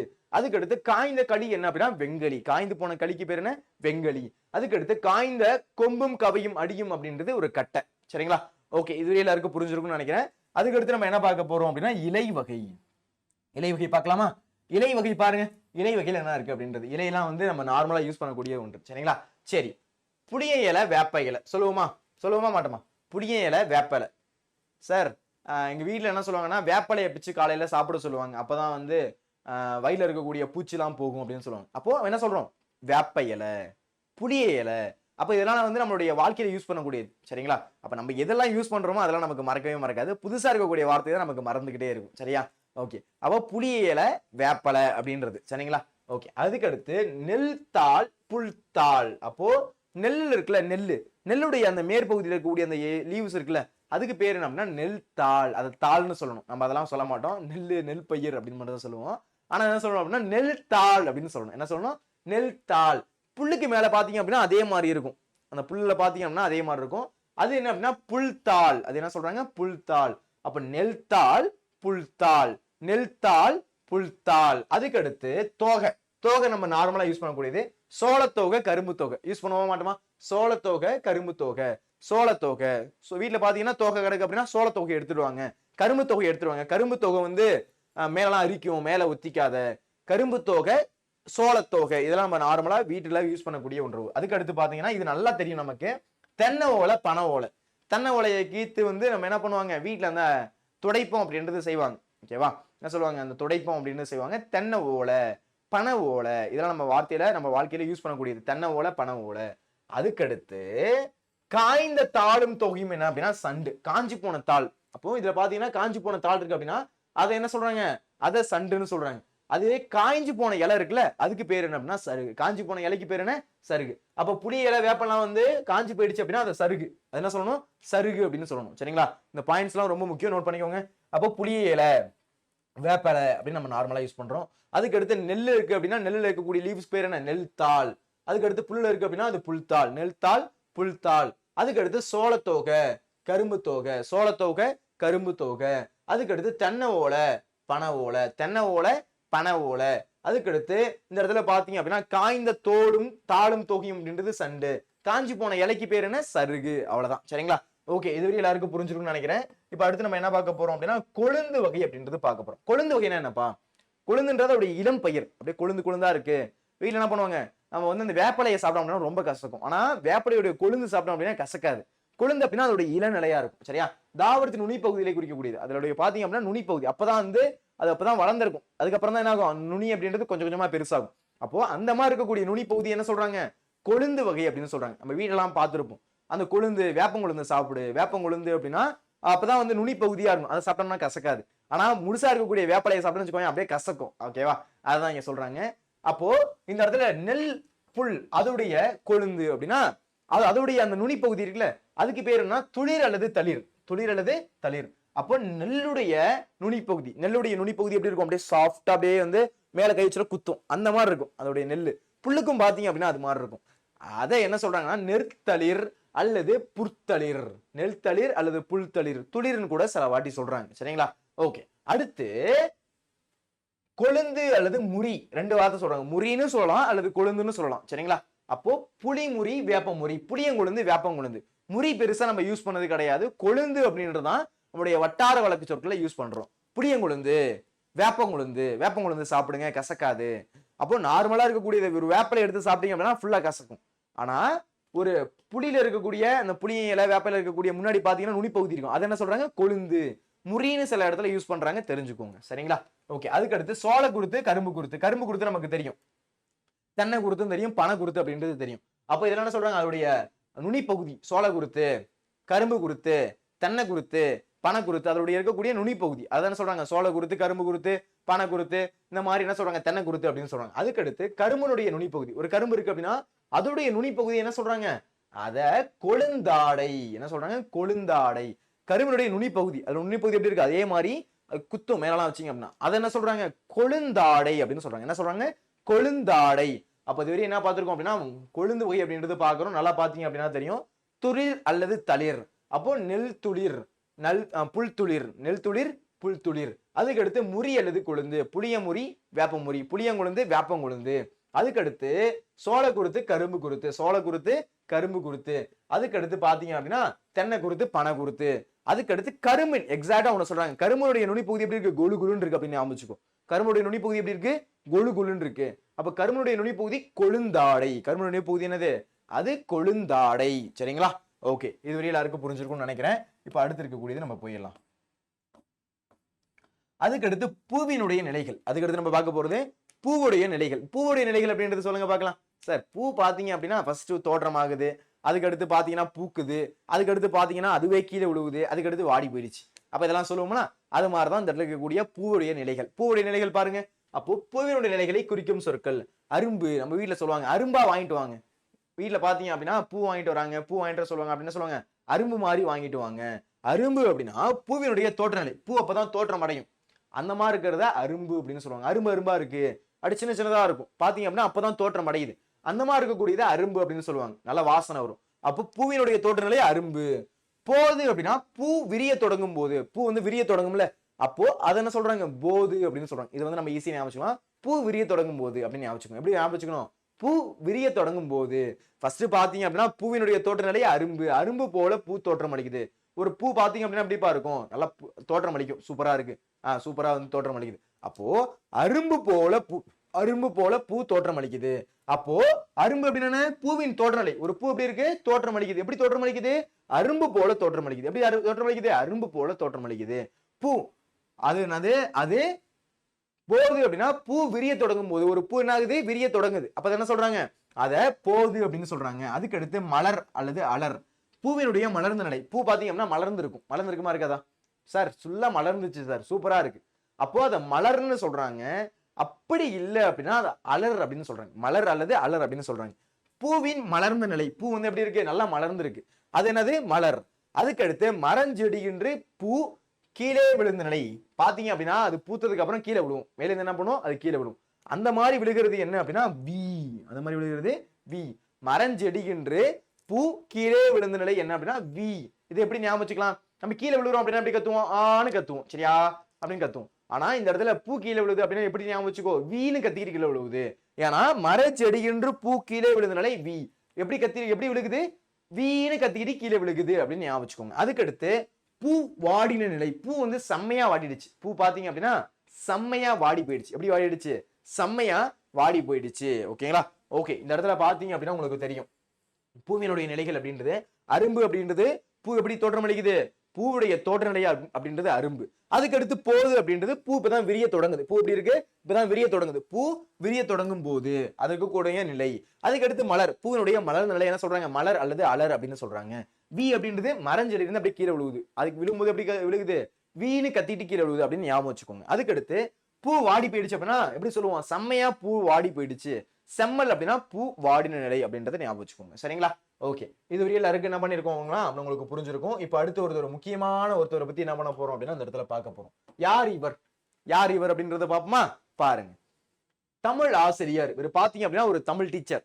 இவர் வந்து ஒரு தமிழ் ஆசிரியர், தமிழ் டீச்சர். நூலாக்க பணிகளை விரும்ப செய்பவர். நூலாக்க பணிகள், இப்போ ஒரு புக் எழுதுறாரு, ஒரு ஏதாச்சும் ஒரு நூலை இயற்றுறாரு அப்படின்னா அதை விரும்ப செய்பவராம். ஓகேவா? நூலாக்க பணிகளை விரும்பி செய்தவர். சொல் ஆராய்ச்சியில் பாவாணரும் வியத்த பெருமகனா. சொல்லாராய்ச்சியில பாவாணரும் வியந்த பெருமகனா. சொல்லாராய்ச்சியிலேயே பாவாணர் வியந்திருக்காராம். அப்ப அந்த அளவுக்கு என்ன பண்றாரு? அவர் வந்து ரொம்ப சூப்பரா புக் எழுதியிருக்காரு. இந்த மாதிரி ஆராய்ச்சியில் இருந்திருக்காரு. யாரு அப்படின்னு தெரியுமா? சரி பாருங்க. திருச்சிராப்பள்ளிக்கு அருகில் அமைந்துள்ள அல்லூர். அல்லூர்னு ஒரு ஊர் இருக்கு. திருச்சிக்கு பக்கத்துல பாத்தீங்கன்னா அல்லூர்னு ஒரு ஊர் இருக்கு. அதுல திருவள்ளுவர் தவச்சாலை ஒன்றை அமைத்தவர். திருவள்ளுவர் தவச்சாலை அமைச்சிருக்காரு. யாரு? அந்த போட்டோல இருக்காருல்ல, அவர் பேர் என்ன அப்படின்றத நான் கடைசியா சொல்றேன். யாரு தெரிஞ்சிருக்கும், கண்டுபிடிச்சிருக்கீங்கன்னு நினைக்கிறேன். தமிழ் திரு ரா இளங்கோமனார். சரிங்களா? ஓகே. திருச்சிராப்பள்ளிக்கு அருகில் அமைந்துள்ள அல்லூர்ல திருவள்ளுவர் தவச்சாலை அமைத்தவர். அதுக்கடுத்து பாவாணர் நூலகம் ஒன்றை உருவாக்கியவர். லைப்ரரி ஒன்று உருவாக்கி இருக்காரு. என்ன நூலகம்? வந்து பாவாணர் நூலகம். அதை வந்து உருவாக்கி இருக்காரு. தமிழகம் முழுவதும், தமிழ்நாடு ஃபுல்லா பாத்தீங்க அப்படின்னா இவர் என்ன பண்ணிருக்காரு அப்படின்னா திருக்குறள் சொற்பொழிவுகளை வழங்கியவர். தமிழ்நாடு ஃபுல்லா பாத்தீங்க அப்படின்னா திருக்குறள் சொற்பொழிவுகளை வளர்ந்து என்ன பண்ணிருக்காரு? வழங்கியிருக்காரு. அப்போ இந்த இடத்துல நீங்க பாத்தீங்க அப்படின்னா திருச்சிராப்பள்ளிக்கு அருகில் அமைந்துள்ள அல்லூர், அதுல பாத்தீங்க அப்படின்னா திருவள்ளுவர் தவச்சாலை ஒன்று அமைச்சிருக்காரு. திருவள்ளுவர் தவச்சாலை ஒன்று அமைச்சிருக்காரு. பாவாணர் நூலகம் ஒன்றை உருவாக்கியிருக்காரு. அதுக்கடுத்து பாவாணர் நூலகம் ஒன்றை உருவாக்கியிருக்காரு. தமிழ்நாடு ஃபுல்லா பாத்தீங்க அப்படின்னா திருக்குறள் சொற்பொழிவுகள், தமிழ்நாடு ஃபுல்லா பாத்தீங்கன்னா திருக்குறள் சொற்பொழிவுகளை வழங்கியிருக்காரு. தமிழ் வழி திருமணங்களை நடத்திருக்காரு. தமிழ் வழி திருமணங்களை நடத்தி வச்சிருக்காரு. சரிங்களா? ஓகே, இது வரையும் புரிஞ்சிருக்கும்னு நினைக்கிறேன். அடுத்து பாருங்க. விழிகளை இழக்க நேரிட்டாலும் தாய் தமிழனை இறந்து விடக் கூடாது என்று எண்ணியவர். தன்னுடைய கண்ணை இழந்தா கூட பரவாயில்ல, ஆனா நம்முடைய தமிழை இழந்துடக்கூடாது. எந்த அளவுக்கு வந்து எழுதுறாங்க பாருங்க. விழிகளை இழக்க நேரிட்டாலும் கூட நம்முடைய தாய் தமிழனை இழக்க நேரிடக்கூடாது அப்படின்னு சொல்றாரு. அதற்காக தமிழ் தென்றல் திருவிக்க போல இவைகளை முடியபடி எழுது மாற்றலை கற்றுக்கொண்டவர். அப்போ திருவிக்கா இருக்காருல்ல, திருவி கல்யாண சுந்தரர், திருவாரூர் விருத்தாச்சல மகனார் கல்யாண சுந்தரனார் இருக்காருல்ல, அவர் என்ன பண்ணுவாராம்? கண்களை மூடிட்டு தமிழ் எழுதுவாராம். அது மாதிரி இவர் என்ன பண்ணிருக்காரு? அவரு மாதிரியே கண்ணை மூடிட்டு தமிழ் எழுத கத்துக்கிட்டாராம். வேற லெவல்ல. ஓகே, இதுவரை இவ்வாறே எழுதி தமிழுக்கு தனிப்பெரும் புகழை நல்கியவர். இதுவரையும் அப்படிதான் எழுதியிருக்காரு. ஓகேவா? ஓகே, பற்பல நூல்கள் எழுதியிருப்பனும் அவர் நிறைய நூல்கள் எழுதியிருக்காரு. என்ன நூல்கள் எழுதியிருக்காருன்னு பாருங்க. இலக்கண வரலாறு, இலக்கண வரலாறு, தமிழிசை இயக்கம், தனித்தமிழ் இயக்கம், பாவாணர் வரலாறு, குண்டலகேசி உரை, யாப்பெரும் களமுறை, புறத்திரட்டு உரை, திருக்குறள் தமிழ் மரபுரை, காக்கை பாடினிய உரை, தேவநேயம் முதலியன இவர்தம் தமிழ் பணியினை தரம் உயர்த்திய நல்முத்துக்கள். அவர்தான் உலக பெருந்தமிழர் தமிழ் திரு ரா இளங்கோமனார். அவர் தான் யாரு? தமிழ் திரு ரா இளங்கோமனார் அப்படின்றவர். சரிங்களா? ஓகே, இப்ப பாத்தீங்க அப்படின்னா தெரியும் அவர் யாரு? தமிழ் திரு ரா இளங்கோமனார். பாத்தீங்கன்னா திருச்சிக்கு பக்கத்துல அல்லூர்ல திருவள்ளுவர் தவச்சாலை அமைச்சிருக்காரு. அதுக்கு அடுத்து பாத்தீங்க அப்படின்னா பாவாணர் ஒரு லைப்ரரி உருவாக்கி இருக்காரு. அதுக்கு அடுத்து பாத்தீங்க அப்படின்னா கண்ணு மூடிட்டு எழுதுற அளவுக்கு ஆற்றல் கொண்டவர். சரிங்களா? நிறைய நூல்கள் எழுதியிருக்காரு. யார் அப்படின்னா தமிழ் திரு ரா இளங்குமரனார். ரொம்ப முக்கியமான ஒன்று. சரிங்களா? இந்த கண்டிப்பா அந்த பாக்ஸ் அப்படின்றது நீங்க படிச்சிருக்கணும். சரிங்களா? ஓகே, இப்போ நம்ம எதுக்கு வரலாம் அப்படின்னா பிஞ்சு வகை. சரிங்களா? பிஞ்சு வகைக்கு வர போறோம். பிஞ்சு வகை அப்படின்னா என்ன? பிஞ்சு நம்ம வீட்டுல நம்ம நார்மலா யூஸ் பண்ணுவோம்ல. இப்ப வந்து நீங்க போயிட்டு எலுமிச்சை பழத்தை அடிக்கிறீங்க அப்படின்னா நம்ம வீட்டுல என்ன சொல்லுவாங்க? டேடே அது எலுமிச்சை பிஞ்சுரா, அது பிஞ்சு, அதை அடிக்க கூடாது. பிஞ்சுனா அவருடைய சின்னதா இருக்கும். அது இன்னும் முழுசா அந்த காய் வந்து பெருத்திருக்காது. அப்ப அந்த மாதிரி இருக்கக்கூடியது என்ன அப்படின்னா பிஞ்சு வகை அப்படின்னு சொல்றாங்க. தாவரத்தின் பிஞ்சு வகைகளுக்கு வழங்கும் சொற்கள். இப்ப பூவோடு கூடிய இளமிஞ்சு பூ பிஞ்சு. பூவோடு இருக்கு அப்படின்னா அது என்ன சொல்றாங்க? பூம்பிஞ்சு அப்படின்னு சொல்றாங்க. அப்போ பூ மாதிரி இருக்கு அப்படின்னா அது பூ பிஞ்சு வச்சிருக்கு, அதை போய் அரிக்க கூடாது. அது வெறும் பிஞ்சு வச்சிருக்கு, நீங்க அந்த மரத்தை போட்டு நம்மளோட அதை வந்து இருக்கக்கூடிய பிஞ்செல்லாம் கொட்டை வச்சிடாதீங்க அப்படின்னு நம்ம வீட்டெல்லாம் யூஸ் பண்ணுவாங்க. அப்போ மரம் வச்சிருந்தீங்க அப்படின்னா தெரியும். சரியா? மரம் வச்சிருந்தீங்க, வயல்வெளியில சைடு இருக்கீங்க, கிராமத்து சைடு இருக்கீங்க அப்படின்னா உங்களுக்கு இது நல்லாவே புரியும். சரியா? ஓகே, பூவோடு கூடிய இளமிஞ்சு அப்படின்றது பூமிஞ்சு. பூவோடு கூடிய இளமிஞ்சு பூவோடு இருக்கும். சரியா? அது என்ன அப்படின்னா அது பூம்பிஞ்சு. பூ வச்சிருக்கோம் அப்பதான். இப்போ எக்ஸாம்பிளுக்கு என்ன இருக்கு? ஒரு எலுமிச்சம் வரணும் அப்படின்னா அதுக்கு முன்னாடி பூ வைக்கும், அதுக்கப்புறம் தான் அது காயாகும், அதுக்கடுத்து கொஞ்சம் பெருசாகும், அதுக்கடுத்து கனியாகும். சரியா? அந்த மாதிரி இருக்கக்கூடியது. அப்போ பூவோடு கூடிய இளமிஞ்சு பூம்பிஞ்சு, பூவோடு கூடிய இளமிஞ்சு பூ பிஞ்சு. அதுக்கடுத்து இளம் காய் சின்னதா இருக்கு அப்படின்னா அது வெறும் பிஞ்சு அப்படின்னு சொல்றாங்க. நம்ம சொல்லுவோம்ல, இப்ப எலுமிச்சங்காய் வந்து சின்னதா இருக்கு அப்படின்னா அது பிஞ்சு. பூவோட இருக்கு அது பூ பிஞ்சு. பூவோட இருந்துச்சுன்னா பூ பிஞ்சு, நார்மலா இருக்கு அப்படின்னா அது பிஞ்சு. சரிங்களா? ரெண்டு இது புரியணும். அதுக்கடுத்து வடு. மா பிஞ்சை வந்து வீட்டுல எல்லாம் வடுன்னு சொல்லுவாங்க. மாவடு இருக்கு, மாவடு சாப்பிடுறியா? மாவடு அப்படின்னா அது சின்னதா இருக்கும், ரொம்ப வந்து சின்னதா இருக்கும். அதுக்கு பேர் என்ன அப்படின்னா வடு. மாவடுவா இருக்கு. ஃபுல்லா பாத்தீங்கன்னா மா வடுவா இருக்கு. வடுனா சின்னது அப்படின்னு அர்த்தம். அது இருக்கக்கூடிய ஒரு பிஞ்சு வகை. சரியா? அதுக்கு அடுத்து மூசு. இது பெருசா நம்ம யூஸ் பண்ணது கிடையாது. பலா பிஞ்சு. சரியா? அந்த பலாப்பழம் இருக்குல்ல, அது ரொம்ப குட்டியா இருக்கும். ரொம்ப இருக்கும், ரொம்ப குட்டியா இருக்கும், ரொம்ப சின்னதா இருக்கும். அதுக்கு பேர் என்ன அப்படின்னா மூசு. இதுக்கப்புறம் அந்த வார்த்தையெல்லாம் யூஸ் பண்ணுங்க. வீட்டுல போய் சொல்லுங்க, அம்மா என்னம்மா மூசா இருக்கு. மூசு அப்படின்னா பலாப்பழத்துடைய அந்த பிஞ்சு வகை. பலாப்பழம் வந்து ரொம்ப சின்னதா இருக்கும். அதுக்கு பேர் என்ன அப்படின்னா மூசு. சரிங்களா? அதுக்கு அடுத்து எள் பிஞ்சு. எள்ளு வந்து பிஞ்சு வகை வச்சிருக்கும். எள்ளு அப்படின்னா தெரியும் நினைக்கிறேன், பாத்துருந்தீங்க அப்படின்னா தெரியும். எள்ளு சின்ன சின்ன சின்னதா இருக்கும். அதோடைய பிஞ்சு வகை பேர் வந்து கவ்வை. பேர் என்ன? கவ்வை. இதுக்கு ஒரு ஷார்ட்கட் சொல்லி தரவா? எல் பிஞ்ச கவி சாப்பிடணும். எல் பிஞ்ச என்ன பண்ணணும்? கவி சாப்பிடணும் அப்படின்னு ஞாபகம் வச்சுக்கோங்க. அதுக்கு அடுத்து குறும்பை. குறும்பை அப்படின்றது நம்ம நார்மலா யூஸ் பண்ணக்கூடியது. தென்னையில பாத்தீங்க அப்படின்னா தென்னை மரத்துல ஒரு குறும்பா இருக்கு அப்படின்னு சொல்லுவாங்க. தென்னை குறும்பை. பனை மரத்துல பாத்தீங்கன்னா குறும்பையா இருக்கு, அப்போ பனைக்குறும்பை. சின்ன சின்னதா இருக்கு, தென்னை குறும்பை, பனைக்குறும்பை அப்படின்னு சொல்றது. அதுக்கடுத்து சிறு குறும்பை அப்படின்றது முட்டு குறும்பை. சின்னதா இருக்கு அப்படின்னா அது முட்டு குறும்பை அப்படின்னு சொல்றாங்க. சரிங்களா? அதுக்கடுத்து முற்றாத தேங்காய் இளநீர். இளநீர் எல்லாருமே குடிச்சிருப்போம். சரியா? இப்போ அதுவும் இல்லாம பாத்தீங்க அப்படின்னா இப்போ சம்மர் சீசன் போற வரப்ப பாத்தீங்கன்னா இளநீர் தான் குடிச்சிட்டு இருப்பாங்க எல்லாரும். அப்போ அது என்ன சொல்றாங்க? முற்றாத தேங்காய். அப்போ தேங்காய்க்கு முன்னாடி இருக்கக்கூடிய பகுதி இளநீர் அப்படின்னு சொல்றாங்க. அதுக்கடுத்து இளம் பாக்கு. பாக்கு இருக்குல்ல, அந்த இளம் பாக்கு நுழாய் அப்படின்னு சொல்றாங்க. அப்போ இளம் பாக்கு என்ன சொல்றாங்க? நுழாய். இது எப்படி சார் ஈஸியா ஞாபகம் வச்சுக்கிறது? அப்ப இளம்பாக்கு வாயில நுழையல அப்படின்னு ஞாபகம் வச்சுக்கோங்க. அதுக்கடுத்து இளநெல்லுக்கு என்ன அப்படின்னா கருக்கள். கருக்களா இருக்கு அப்படின்னு சொல்லுவாங்க. இளநெல் சின்ன சின்னதா இருக்கு அப்படின்னா நெல்லு, அது கருக்களா இருக்கு அப்படின்னு சொல்லுவாங்க. அதுக்கடுத்து வாழை பிஞ்சு இருக்கு அப்படின்னா அது கச்சல். வாழை பிஞ்சு என்ன சொல்லுவாங்க? வீட்டுல கச்சலா இருக்கு, கச்சையா இருக்கு. வாழை பிஞ்சுலாம் பாத்தீங்கன்னா கச்ச கச்சையா இருக்கு, கச்ச கச்சையா இருக்கு அப்படின்னு சொல்லுவாங்க. கச்சல் அப்படின்னா சின்னதா இருக்கும், ரொம்ப குட்டியா இருக்கும் அந்த ஒரு வாழைப்பழமே, வாழைக்காய். அது பெருசானதான் வாழைக்காய், அதுக்கப்புறம் தான் வாழைப்பழம் அப்படின்னு சொல்லணும். சரிங்களா? ஓகே, இதுதான் என்ன சொல்றாங்க? பிஞ்சு வகை அப்படின்னு சொல்றாங்க. இது என்ன சொல்றாங்க? பிஞ்சு வகை. அப்ப நீங்க பாத்தீங்கன்னா பூவோடு கூடிய இளம்பிஞ்சு பூ பிஞ்சு, இளம் காய் அப்படின்றது பிஞ்சு வகை. அதுக்கடுத்து மா பிஞ்சு அப்படின்றது வடு, மூசு அப்படின்றது பலா பிஞ்சு, கவ்வை அப்படின்றது எல் பிஞ்சு, குறும்பை அப்படின்றது தென்னை பனை, அதை வந்து குறும்புன்னு சொல்றாங்க. அதுக்கடுத்து முட்டு குறும்பு அப்படின்றது சிறு முட்டு குறும்பை. அதுக்கடுத்து இளநீர் அப்படின்றது முற்றாத தேங்காய். அதுக்கடுத்து இளம்பாக்கு அப்படின்றது நுழாய், இளநெல் அப்படின்றது கருக்கள், வாழை பிஞ்சு அப்படின்றது கச்சல். சரிங்களா? பிஞ்சு வகை பற்றி குறிப்பிடுக, இந்த மாதிரி கேள்வி கேட்பாங்க. கொழுந்து வகை பற்றி குறிப்பிடுக, கிளைப்பிரிவுகள் பற்றி குறிப்பிடுக அப்படிலாம் கேட்பாங்க. சரிங்களா? அந்த மாதிரி கேட்கறாங்க அப்படின்னா இப்ப நமக்கு எழுத தெரியணும். ஓகே, அதுக்கடுத்து கொழுந்து வகை. கொழுந்து வகை நமக்கு எல்லாருக்கும் தெரியும். கொழுந்து சாரி குலை வகை. குலை வகை அப்படின்னா என்ன? கொலை கொலையா இருக்கு. நம்ம சொல்லுவோம்ல, அங்க நான் பார்த்தேன்டா மாம்பழம் பார்த்து அப்படின்னா கொலை கொலையா இருக்கு சொல்லுவோமா? திராட்சை பார்த்து அப்படின்னா குத்து குத்தா இருக்கு, திராட்சை கொலை அப்படியே திராட்சை கொலை தொங்குது அப்படின்னு சொல்லுவோமா? அதுதான் குலை வகை அப்படின்றது. இந்த கொலை வகை என்ன சொல்றாங்கன்னு பாருங்க. அவரை கொத்து துவர கொத்து சொல்லுவோமா? வீட்டுல பயன்படுத்துவாங்க. அவரை கொத்து துவர கொத்து. யாரெல்லாம் கேள்விப்பட்டிருக்கீங்க? அவரை கொத்து துவர கொத்து. அப்ப வீட்டுல நார்மலா அதை பயன்படுத்தக்கூடிய ஒன்று. ஓகே, அவரை கொத்து துவர கொத்து. அதுக்கு அடுத்து பாத்தீங்க அப்படின்னா கொடி முந்திரி. முந்திரி பாத்தீங்க அப்படின்னா கொலை கொலையா இருக்கு. முந்திரி எப்படி இருக்கு? கொலை கொலையா இருக்கு. அப்ப கொடி முந்திரி அப்படின்றது கொலை கொலையா இருக்கு அப்படின்னு ஞாபகம் வச்சுக்கலாம். அதுக்கு அடுத்து வாழைக்குலை என்ன சொல்றாங்க? வாழைத்தாறு சொல்லுவோமா? வாழைத்தாறு ஃபுல்லா இருக்கு, வாழைத்தாறு ஃபுல்லா இருக்கு. அப்ப வாழைத்தாறு ஃபுல்லா இருக்கு அப்படின்னா என்ன சொல்லுவோம்? வாழைத்தாறு அப்படின்னு சொல்லுவோம். அதுக்கு அடுத்து கேழ்வரகு சோளம். அப்போ கேழ்வரகு கதிரு, சோளக்கருது, சோளக்கதிரு சொல்லுவோமா? நம்ம நார்மலா சொல்லுவோம் சோளக்கருது இருக்கு, சோளக்கதிர் இருக்கு அப்படின்னு சொல்லுவோம். ஆனா சோளக்கதிர் தான் கரெக்டான மீனிங். சரியா? சோளக்கருது அப்படின்னு சொல்லுவோம், சோளக்கதிர். கேழ்வரகு கதிர் சின்ன சின்ன மணிமணியா இருக்கு, அப்போ சோளக்கதிர், கேழ்வரகு கதிர் அப்படின்னு சொல்றது. அதுக்கடுத்து அழகு அல்லது குரல். நெல்லழகு திணை அழகு, நெல்லழகு திணை அழகு அப்படின்னு சொல்லலாம். அல்லது நெல் குரல் திணை குரல் அப்படின்னு சொல்லலாம். அதுக்கடுத்து வாழைத்தாட்டுடைய பகுதி சீப்பு. சீப்பு சீப்பா இருக்கு. சீப்புனா தலையில சீவுறது இல்ல, வாழைத்தாரை என்ன பண்ணுவாங்க? சீப்பு அப்படின்னு சொல்லுவாங்க. சீப்பு சீப்பா வந்து அறுத்து வைங்க அப்படின்னு சொல்லுவாங்க. அப்போ வாழைத்தாருடைய பகுதி அதையும் சீப்பு அப்படின்னு சொல்லுவாங்க. வாழைத்தாருடைய பகுதி என்ன சொல்றாங்க? அது சீப்பு அப்படின்னு சொல்றாங்க. சரிங்களா? ஓகே, குலை வகை அப்படின்றது பார்த்திருக்கோம். தாவரங்களுடைய குலை வகையை குறிப்பதற்கு காயோ கனியோ சொற்கள் இருக்கு, பாருங்க அப்படின்னா தெரியும். அப்ப அவரை கொத்து துவர கொத்து, கொடி முதலிய கொலைன்னு சொல்றாங்க, வாழைக்குடைய தாருன்னு சொல்றாங்க, கேழ்வரகு சோளத்தை வந்து கதிர்னு சொல்றாங்க, அல்லது நெல் குரல் திணை குரல், நெல்லழகு திணை அழகு அப்படின்னு சொல்றாங்க. இதெல்லாம் குலை வகையில குறிக்கக்கூடியது. வாழைத்தாட்டுடைய பகுதி சீப்பு. வாழைத்தாட்டுல வந்து கட் பண்ணோம் அப்படின்னா இருக்கும் ஒரு 12 வாழைக்காய் இருக்கு அப்படின்னா சொல்றாங்க சீப்பு, சீப்பு சீப்பா இருக்கு அப்படின்னு சொல்லுவோம். சரிங்களா? ஓகே, அதுக்கு அடுத்து பாருங்க கெட்டு போன காய்கனி வகை. ஓகே, கெட்டு போன காய்கனி வகை. கெட்டு போயிடுச்சு அப்படின்னா நம்ம நார்மலா யூஸ் பண்ணக்கூடிய வார்த்தைகள் என்னென்ன அப்படின்னு பாருங்க. நுனியில் சுருங்கிய காய், நுனியில சுருங்கிருச்சுன்னு வச்சுக்கோங்க. ஒரு காய் இருக்கு, நுனியில சுருங்கி இருக்கணும், அது காயா இருக்கணும். அந்த மாதிரி காயா இருந்துச்சு அப்படின்னா அது சூம்பல். அது என்னது? சூம்பி போயிடுச்சு. சூம்பி போயிடுச்சு அப்படின்னா நுனியில என்ன இருக்கும்? சுருங்கி இருக்கும் அந்த ஒரு காய். இப்போ வந்து மாங்காய் எடுத்துக்கோ, மாங்காய் எடுத்துட்டு அதோடைய நுனி பகுதி பார்த்து அப்படின்னா சுருங்கி இருக்கும். அப்படி நுனியில சுருங்கி இருந்துச்சு அப்படின்னா அது சூம்பல். சுருங்கிய பழம் ஒருவேளை நுனியில சுருங்கி இருந்துச்சு அப்படின்னா அது என்ன அப்படின்னா அது சுருங்கிய பழம் என்னது? அது சிவியல். அது என்னது? அது சிவியல். சரியா? நுனியில சுருங்கிய காய் சூம்பல், சுருங்கிய பழம் என்னது அப்படின்னா அது சிவியல். சரியா?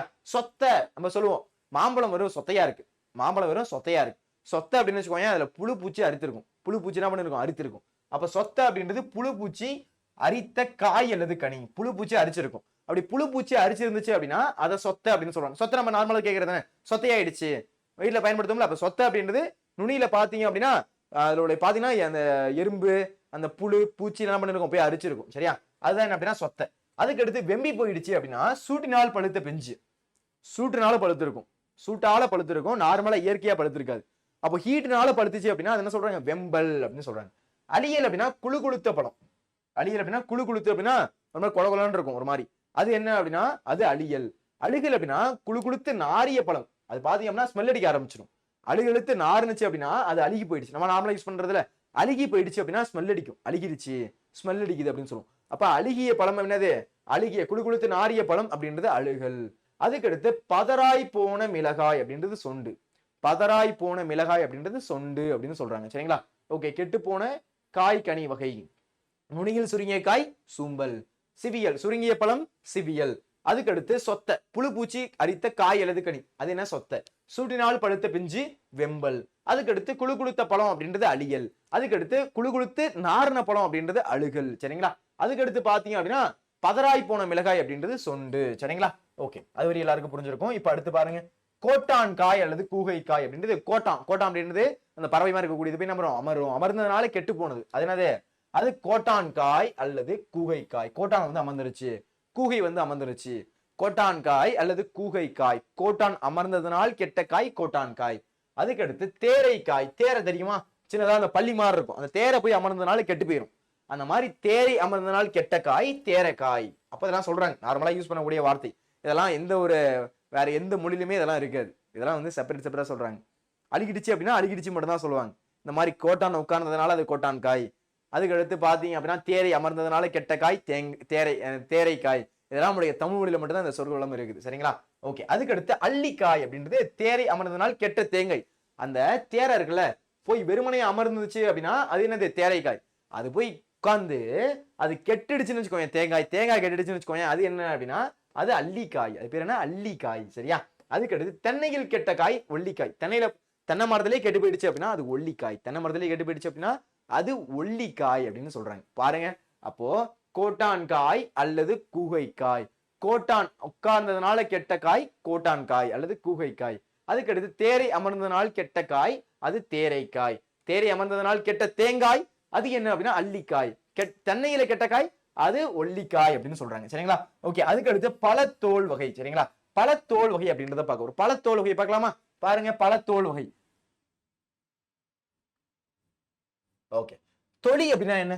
தொலி அப்படின்னா மிக மெல்லியது. இப்ப பாத்தீங்க அப்படின்னா சப்போட்டா பழத்துல எல்லாம் பாத்தீங்கன்னா அதோடைய தோல் வந்து மெலிசா இருக்கும். அதோடைய தோல் எப்படி இருக்கும்? மெலிசா இருக்கும். டக்கு டக்குன்னு பிச்சுட்டு போயிட்டே இருக்கும். அப்போ மிக மெல்லியது என்ன? தொலி. மிக மெல்லியது தொலி. திண்ணமானது அப்படின்னா தோல். இப்ப நீங்க ஆரஞ்சு பழம் தான் உரிக்கீங்கன்னா கொஞ்சம் டைட்டா இருக்கும். வாழைப்பழம்னா வாழைப்பழ தோல் கொஞ்சம் டைட்டா இருக்கும். வாழைப்பழத்தை பிரிக்கிறது ஈஸி, அதோடைய தோல் எப்படி இருக்கும்? கொஞ்சம் டைட்டா இருக்கும், கொஞ்சம் திண்ணமா இருக்கும். ஓகேவா? அப்போ தோல் அப்படின்றது திண்ணமா இருக்கும், கொஞ்சம் கரெக்டா வந்து கொஞ்சம் ஹார்டா இருக்கும். ஆனா மிக மெல்லியது தொலி. தொலி அப்படின்னா என்னது?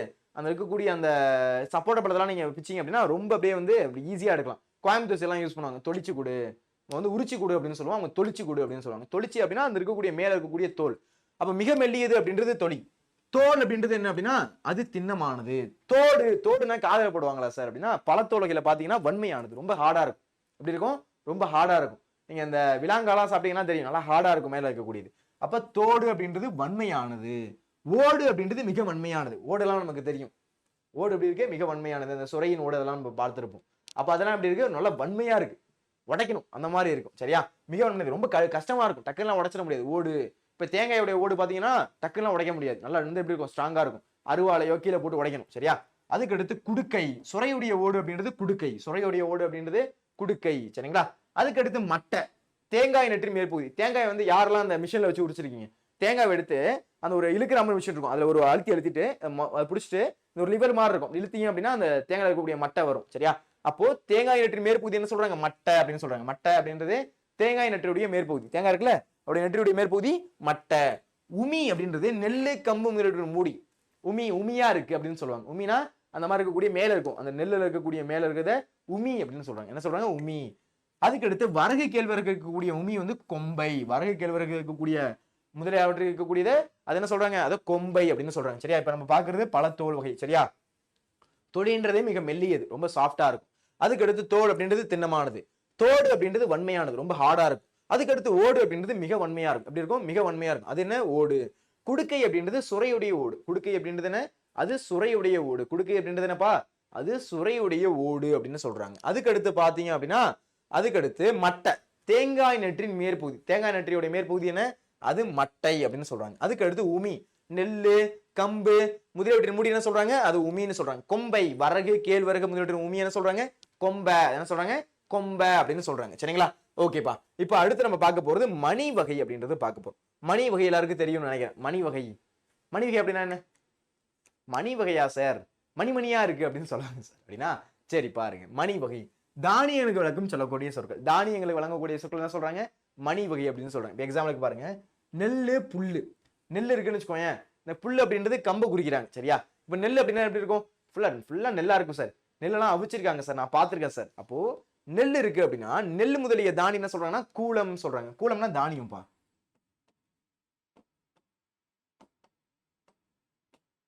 இல்லைன்னா தானியம், கூலம்னா தானியம். நெல்லு புல்லு முதலிய தானியங்கள் கூலம். நெல்லு புல்லு முதலிய தானியங்கள் என்ன சொல்றாங்க, கூலம். என்ன சொல்றாங்க, கூலம். ஃபர்ஸ்ட் பாயிண்ட் முடிக்கணும். அதுக்கடுத்து அவரைப்பயிறு உளுந்து பயிறு. அதுக்கடுத்து என்ன சொல்றாங்க, அவரைப்பயிறு உளுந்து பயிறு. அவரைப்பயிறு உளுந்து பயிறு. சரிங்களா? அவரைப்பயிறு உளுந்து பயிறு. அதுக்கடுத்து வேர்க்கடலை கொண்டக்கடலை. இது நம்ம நார்மலா சொல்லக்கூடியது. யாரெல்லாம் வந்து வேர்க்கடலை நான் சாப்பிட்டுருக்கேன், வேர்க்கடலை சாப்பிட்டுருக்கேன். கொண்டக்கடலை நான் சாப்பிட்டுருக்கேன். இப்போ வேர்க்கடலை கொண்டக்கடலை அப்படின்றது யூஸ்வலா யூஸ் பண்ணக்கூடிய ஒரு வார்த்தை. அப்போ நெல் கூலம், புல் கூலம். அதுக்கடுத்து அவரைப்பயிறு உளுந்து பயிறு. அவரைப்பயிறு உளுந்து பயிறு. வேர்க்கடலை கொண்டக்கடலை, வேர்க்கடலை இருக்கு கொண்டக்கடலை இருக்கு அப்படின்னு சொல்லுவாங்க. சரிங்களா? அதுக்கடுத்து கத்தரி மிளகாய் முதலுடைய விதை. கத்திரி விதை மிளகாய் விதை யூஸ் பண்ணுவோமா? எங்க வீட்டில் நான் இன்னைக்கு கத்திரி விதை வாங்கிட்டு வந்திருக்கேன். கத்திரி விதை இன்னைக்கு எங்களுடைய வயல்ல போட போறோம். மிளகாய் விதை வாங்கிட்டு வந்திருக்கோம். மிளகாய் விதை வந்து அந்த வரப்பு சைடில் போட போறோம். மிளகாய் வந்து நம்ம வீட்டுக்கு நமக்கு இதுல இருந்து எடுத்துக்கலாம். கத்திரி விதை மிளகாய் விதை இதெல்லாம் நம்ம யூஸ் பண்ணக்கூடிய வார்த்தை. அதுக்கடுத்து கால், இது வந்து நமக்கு பெருசா தெரியாது. புளி காஞ்சிரை முதலியவற்றின் வித்து. இந்த புளி மரம் இருக்குல்ல, ஒரு புளிய மரம் வளரணும் அப்படின்னா அதோடைய விதை இருக்குல்ல, அதுக்கு பேர் என்ன சொல்றாங்க, கால் அப்படின்னு சொல்றாங்க. சரியா? இது மட்டும் நமக்கு தெரியாது, கொஞ்சம் புதுசா இருக்கக்கூடியது. வட்டார வழக்கு, இந்த திருநெல்வேலி சைட்லாம் ரொம்ப இன்டீரியரான ஊர், அதெல்லாம் இந்த வார்த்தை யூஸ் பண்ணுவாங்க. சரியா? நார்மலா எல்லாருக்கும் தெரியாத ஒரு வார்த்தை என்ன அப்படின்னா அது கால். அப்போ புளி காஞ்சிரை அப்படின்றது ஒரு நச்சு மரம். காஞ்சிரை அப்படின்றது நச்சு மரம். அப்போ காஞ்சிரை கால் அப்படின்னு சொல்றாங்க. சரியா? அதுல இருக்கக்கூடிய வித்துனா விதை. சரியா? வித்துனா என்ன சார் அப்படின்னா விதை அப்படின்னு அர்த்தம். சரிங்களா? ஓகே. அதுக்கடுத்து வேப்பமுத்து ஆமணக்கு முத்து. சரியா? வேப்பமுத்து ஆமணக்கு முத்து. இப்ப வேப்ப மரம் இருக்கு அப்படின்னா அதுல இருக்கக்கூடிய விதை என்ன சொல்றாங்க, வேப்பமுத்து ஆமணக்கு முத்து அப்படின்னு சொல்றாங்க. அதுக்கடுத்து இது நமக்கு நல்லா தெரிஞ்சது மாக்கொட்டை பனக்கொட்டை. மாக்கொட்டை பனக்கொட்டை. நம்ம மாம்பழம் என்ன பண்ணுவோம், நல்ல ஒரு மல்கோவா மாம்பழம் இருக்கு அப்படின்னா ஃபுல்லா சாப்பிட்டு என்ன பண்ணுவோம், அந்த கொட்டையை என்ன பண்ணுவோம் அப்படின்னா சாப்பிட்டு என்ன பண்ணுவோம், ஒரு மண்ணில் போட்டு புதைச்சி அதை வளர வைக்கிறதுக்கு ட்ரை பண்ணுவோம். அப்போ மாங்கொட்டை. பனை மரத்தில் இருக்கக்கூடியது பனங்கொட்டை அப்படின்னு சொல்லுவோம். மாங்கொட்டை பனங்கொட்டை. சரிங்களா? அதுக்கடுத்து தேங்காய், தென்னையுடைய வித்து. தென்னை மரத்தில் இருக்கக்கூடிய வித்து என்ன சொல்றாங்க, அது தேங்காய். இதெல்லாம் நம்ம டே டு டே லைஃப்ல யூஸ் பண்ணக்கூடிய வார்த்தைகள் இருக்கக்கூடியது. சரிங்களா? இதெல்லாம் மறந்துடாதீங்க, இதெல்லாம் தெரியாதுன்னு சொல்லிடாதீங்க. சரியா? நீங்க அந்த காடு அந்த முத்து கூட நம்ம யூஸ் பண்ணியிருக்கோம். இந்த கூலம் இதெல்லாம் தான் பெருசா நமக்கு தெரியாது. மற்றபடி பாத்தீங்க அப்படின்னா எல்லாமே நம்மளுடைய வாழ்க்கையில யூஸ் பண்ணக்கூடியது. சரிங்களா? ஒரு வேலை தெரியல அப்படின்னா கூட தெரிஞ்சுக்கோங்க. சரிங்களா? ஓகே. அப்போ மாக்கொட்டை பனக்கொட்டை. அதுக்கு அடுத்து பாத்தீங்க அப்படின்னா தென்னையினுடைய வித்து தேங்காய். தென்னையினுடைய வித்து தேங்காய். அதுக்கடுத்து அவரமுதிரை துவரமுதிரை. அவரமுதிரை துவரமுதிரை அப்படின்னு சொல்றாங்க. சரிங்களா? ஓகே. இப்ப மணி வகை அப்படின்றது பாருங்க. அப்போ கூலம், நெல் கூலம், புல் கூலம், நெல் தானியம், புல் தானியம் அப்படின்னு சொல்றது. அதுக்கடுத்து அவரைப்பயிறு உளுந்து பயிறு. அவரைப்பயிறு உளுந்து பயிறு. வேர்க்கடலை கொண்டக்கடலை. வேர்க்கடலை கொண்டக்கடலை. அதுக்கடுத்து கத்தரி விதை மிளகாய் விதை. கத்தரி விதை மிளகாய் விதை. அதுக்கடுத்து புளி அப்படின்றது என்ன, கால் புளி. காஞ்சிரை அப்படின்றது நச்சு மரம். காஞ்சிரை அப்படின்றது நச்சு மரம், அதோடைய வித்து அப்படின்றது விதை. முத்து, வேப்பமுத்து, ஆமணக்கு முத்து, வேப்பமுத்து, ஆமணக்கு முத்து. அதுக்கு அடுத்து பாத்தீங்கன்னா மாக்கொட்டை, பனைக்கொட்டை, மாக்கொட்டை, பனைக்கொட்டை. அதுக்கு அடுத்து தனியனுடைய வித்து அப்படின்றது தேங்காய், தனியனுடைய வித்து அப்படின்றது தேங்காய். அதுக்கு அடுத்து அவரமுதிரை, துவரமுதிரை அப்படின்னு சொல்றாங்க. சரிங்களா? ஓகே, இது எல்லாருக்கும் புரிஞ்சிருக்கும்னு நினைக்கிறேன். இப்போ அடுத்து நம்ம போலாம். ஓகே, அடுத்து பாருங்க இளம் பயிர் வகை, இளமையா இருக்கக்கூடிய அந்த பயிர் வகைகள். தாவரங்களில் இளம் பருவத்திற்கான சொற்கள். இப்ப பாத்தீங்கன்னா நெல் நாத்து, யாரெல்லாம் கேள்விப்படுறீங்க? இப்ப நீங்க வயல் சைடு எல்லாம் போனீங்க அப்படின்னா நெல் நாத்து, நெல்லை பறிக்கிறாங்க, நெல் நாத்து பறிச்சுட்டு இருக்காங்க அப்படின்னு சொல்லுவாங்க. சரியா? அப்போ நெல் நாத்து.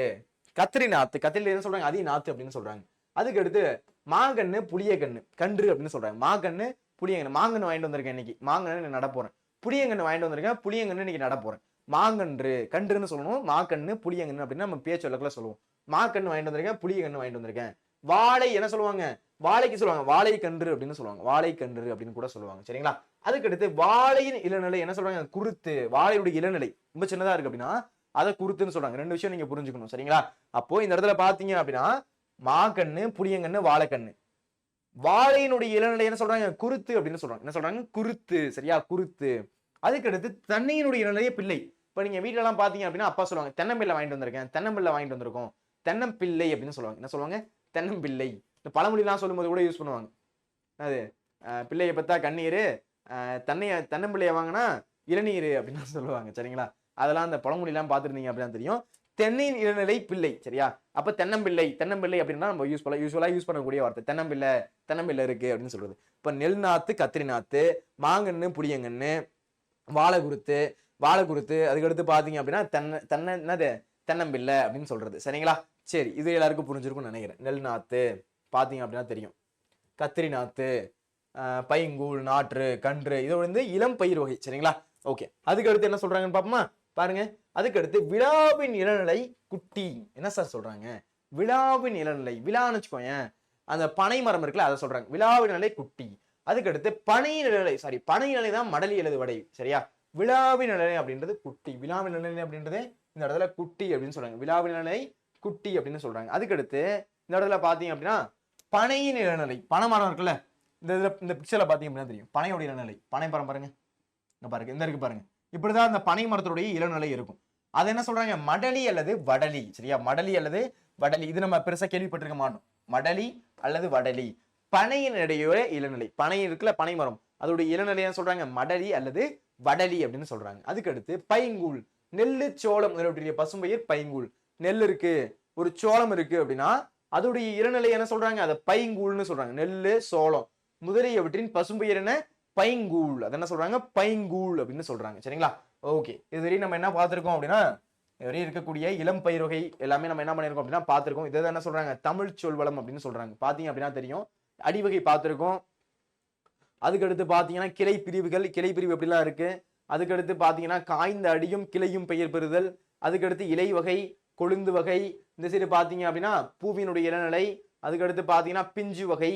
அதுக்கடுத்து பாத்தீங்க அப்படின்னா குழை வகை. அதுக்கடுத்து பாத்தீங்க அப்படின்னா குலை வகை. அதுக்கடுத்து பாத்தீங்க அப்படின்னா கெட்டு போன காய்கனி வகை. கெட்டு போயிடுச்சு அப்படின்னா அது எப்படி இருக்கும் அது. அதுக்கடுத்து பாத்தீங்கன்னா பழத்தோல் வகை. அதுக்கடுத்து பாத்தீங்க அப்படின்னா மணி வகை, இளம் பயிர் வகை. அதெல்லாம் என்ன பண்ணிருக்கோம் அப்படின்னா இந்த இடத்துல பார்த்துருக்கோம். சரிங்களா? ஓகே, இதுவரை என்ன பார்த்துருக்கோம்? இந்த இடத்துல பார்த்துருக்கோம். ஓகே, அதுக்கடுத்து என்ன சொல்றாங்க பாருங்க. ஒரு மொழி பொதுமக்களாலும் அதன் இலக்கியம் மக்களாலும் அமைய பெறும். தமிழ் பொதுமக்கள் உயர்ந்த பகுத்தறிவுடையவர். தமிழ் பொதுமக்கள் வந்து உயர்ந்த பகுத்தறிவுடையவர். எதெல்லாம் எப்படி இருக்கு அப்படின்னு ஆராய்ச்சி பண்ணுவாங்களாம்.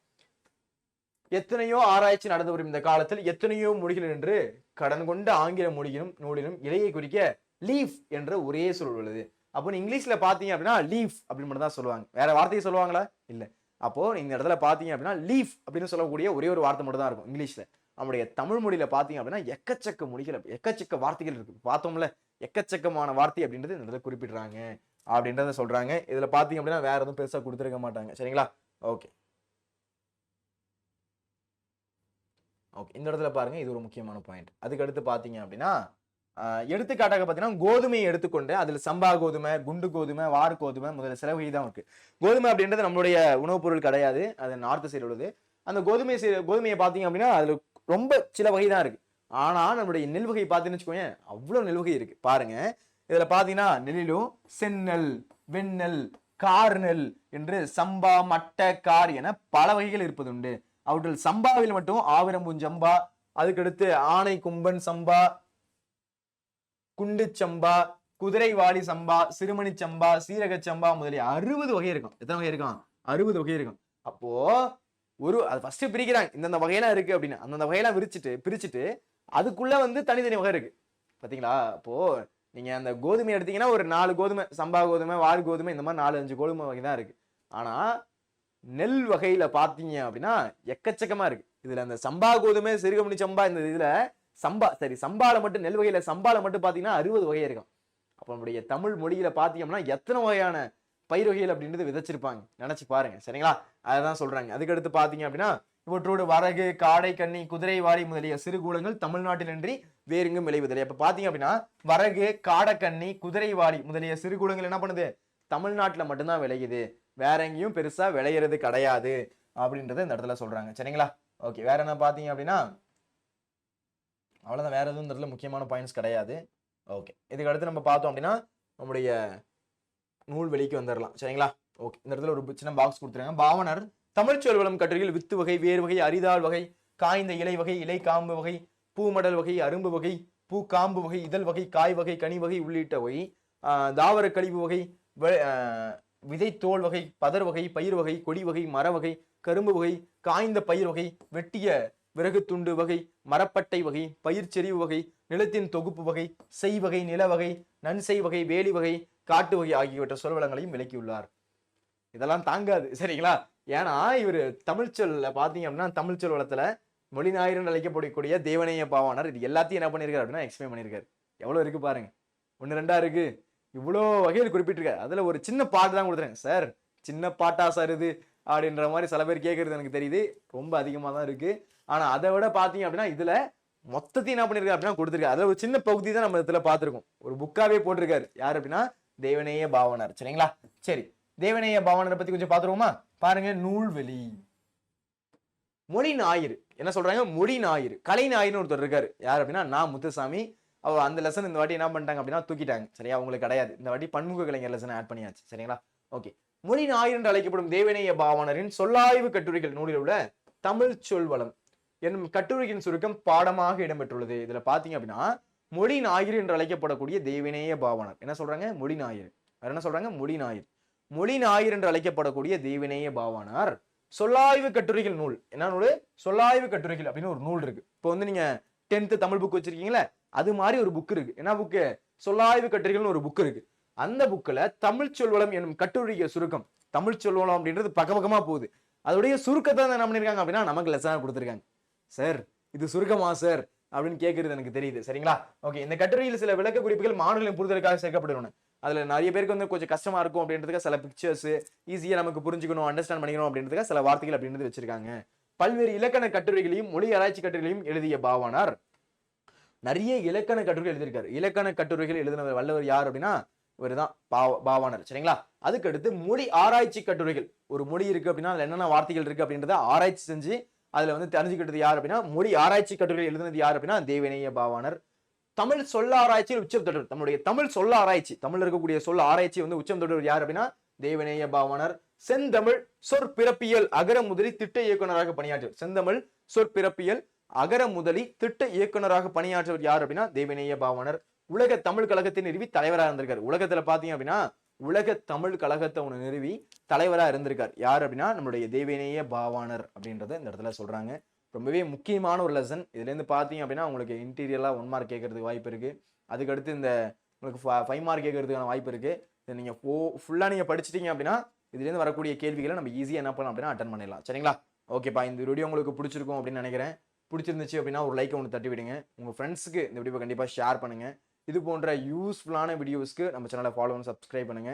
நன்றி, வணக்கம். அதுக்கு முன்னாடி இந்த நம்ம கடைசியா இந்த எத்திசையும் புகழ்மணக்கு அப்படின்னு கொடுத்துருக்காங்க. இதுல பாத்தீங்கன்னா கடல் கடந்து முதல்ல அச்சேரியது தமிழ் தான். அதாவது போர்ச்சுகீசிய நாட்டுடைய தலைநகர் எதுனா அப்படின்னா அது லிஸ்பன். அங்க பாத்தீங்க அப்படின்னா 1554 காட்டிலா அப்படின்னு சொல்லக்கூடிய ஒரு நூல் இருக்கு. காட்டிலா அப்படின்னு சொல்லக்கூடிய ஒரு நூல். இது முதல்ல என்ன பண்றாங்க அப்படின்னா தமிழ் மொழியில மொழிபெயர்க்கிறாங்க, டிரான்ஸ்லேட் பண்றாங்க. என்ன பண்றாங்க? போர்ச்சுகீசிய நாட்டுடைய தலைநகர் லிஸ்பன். 1554 அங்க பாத்தீங்க அப்படின்னா கேட்டலா அப்படின்னு சொல்லக்கூடிய ஒரு நூல் இருக்கு. அதை முதல்ல என்ன பண்றாங்க, தமிழ் மொழியில மொழிபெயர்க்கிறாங்க. மொழிபெயர்த்து இந்த நூல் ரோமன் வரி வடிவில் அச்சிடப்பட்டிருக்கு. எந்த வடிவம்? ரோமன் வரி வடிவம். இப்ப நம்ம தமிழ் மொழியெல்லாம் பாத்தீங்கன்னா லெஃப்ட்ல இருந்து ரைட்ல எழுதுவோம். அந்த மொழியில என்ன பண்றாங்க, லெஃப்ட்ல இருந்து ரைட்ல எழுதுறது இந்த மாதிரி மாத்தி மாத்தி எழுதுவாங்க. அது எந்த மொழியில வரி வடிவத்துல இருக்கு? ரோமன் வரி வடிவத்துல இருக்கு. ரோமன் எழுத்துருவில் வெளிவந்த இதன் முழு பெயர் கேட்டலா டி லிங்கோ தமிழ் இ போர்ச்சுகீஸ் அப்படின்னு சொல்லுவாங்க. பாருங்க, ரோமன் எழுத்துருவில் வெளிவந்த இதன் முழு பெயர் கேட்டலா டி லிங்கோ தமிழ் இ போர்ச்சுகீஸ் அப்படின்னு சொல்லுவாங்க. இது அன்றைய காலத்திலேயே இரு வண்ணம் கருப்பு சிகப்பு அப்படின்ற மாதிரி மாறி மாறி என்ன பண்ணாங்க அப்படின்னா நேர்த்தியாக அச்சிடப்பட்டது. அந்த காலத்திலேயே கருப்பு சிகப்பு ரெண்டுத்தையுமே பயன்படுத்தியிருக்காங்க. அந்த பாயிண்ட் ரொம்ப முக்கியம். இந்திய மொழிகளிலேயே மேலை நாட்டு எழுத்துருவில் முதலில் அச்சேறியது தமிழ் தான். இந்திய மொழியில, இந்தியாவில் இருக்கக்கூடிய மொழியில பாத்தீங்க அப்படின்னா மேலை நாட்டு எழுத்தறிவுல அச்சேறிய முதல் மொழி எது அப்படின்னா நம்முடைய தமிழ் மொழி அப்படின்றது. இந்த செய்தி எங்க சார் கிடைச்சது அப்படின்னா 6ஆம் உலக தமிழ்நாட்டு மலர், அதுல இருந்தா நமக்கு என்ன கிடைச்சிருக்கு, இந்த ஒரு செய்தி அப்படின்றது கிடைச்சிருக்கு. இது ஜஸ்ட் பாத்துக்கோங்க, எந்த வருஷம் 1854 போர்ச்சுகீஸ் நாடு தலைநகர் லிஸ்பன். என்னது இந்த ஒரு வார்த்தை பாத்துக்கோங்க, கேட்டலா டி தமிழ் போர்ச்சுகீஸ். எந்த கலர்? கருப்பு சிகப்பு அப்படின்றது. ஓகே, இது உங்களுக்கு பேசிக்கா தெரிஞ்சா போதும். ஓகே, யாராச்சும் இதான் நம்ம சேனலுக்கு ஃபர்ஸ்ட் டைம் வந்திருக்கீங்க அப்படின்னா welcome to Vedantu channel. Subscribe பண்ணல அப்படின்னா சப்ஸ்கிரைப் பண்ணிக்கோங்க, லைக் பண்ணல அப்படின்னா லைக் பண்ணிக்கோங்க. நன்றி, வணக்கம். இதே மாதிரி அடுத்த ஒரு வகுப்புல சந்திப்போம். தேங்க்யூ.